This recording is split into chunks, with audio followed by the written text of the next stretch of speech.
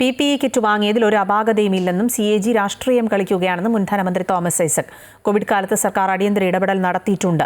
ഗുണമേന്മ നോക്കിയാണ് PPE kit വാങ്ങിയത്. BJPയുടെ CAGയെ വിശ്വാസമില്ലെന്നും തോമസ് ഐസക് പറഞ്ഞു. ഒരു വീഴ്ചയില്ല. സൂക്ഷിക്കണോ? PPE കിറ്റ് എത്ര സ്റ്റോക്ക് ഉണ്ട്?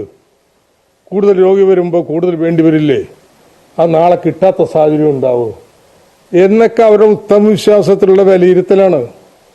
ആ വിലയിരുത്തലിന്റെ അടിസ്ഥാനത്തിൽ വില കൂടിയാലും മേടിക്കും. അപ്പോ CAG റിപ്പോർട്ട് ഈ പറയണത് ഇതിനൊക്കെ കുറഞ്ഞ വിലക്കപ്പം കിട്ടുമായിരുന്നു മാർക്കറ്റിൽ നിന്ന്. ഏത് കിട്ടുമായിരുന്നു? PPE കിറ്റ് എന്ന് പറഞ്ഞിട്ടുണ്ടെങ്കിൽ 100 മുതൽ 1000, 2000, 10,000 രൂപയുടെ ഉള്ളതാണ്. ഏത് ക്വാളിറ്റിയാണ് കിട്ടുമെന്ന് പറഞ്ഞത്? എന്ത് ഡേറ്റയാണ് അവർ താരതമ്യപ്പെടുത്തിയത്?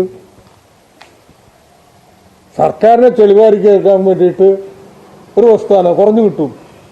CAG ആണെങ്കിൽ കണക്ക് വെക്കണം.